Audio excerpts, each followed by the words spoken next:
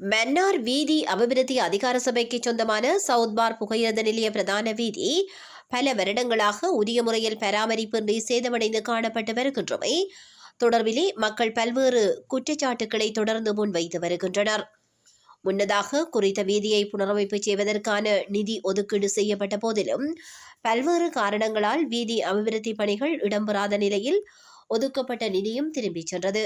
இந்த நிலையில் புகையிரத பயணங்களுக்காக செல்லும் பொதுமக்கள் உட்பட சாந்திபுரம், சவுத்பார் உள்ளிட்ட பல கிராமங்கள் சேர்ந்த மக்கள் இந்த வீதியை ஒழுங்கான முறையில் பயன்படுத்த முடியாத நிலையில் பல்வேறு அசௌகரியங்களை எதிர்கொண்டு வருகின்றனர்.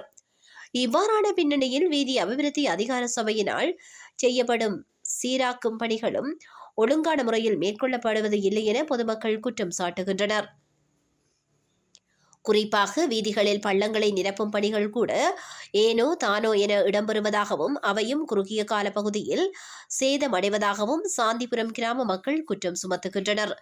இவ்வாறான நிலையில் பயன்படுத்த முடியாத வீதியை சீராக்கல் என்ற பெயரில் வீதி அபிவிருத்தி அதிகார சபை அரச பணத்தை வீணாக்கும் வரை விடுத்து வீதியை முழுமையாக புனரமைத்து தருமாறு அப்பகுதியைச் சேர்ந்த கிராம மக்கள் கோரிக்கை முன்வைத்துள்ளனர்.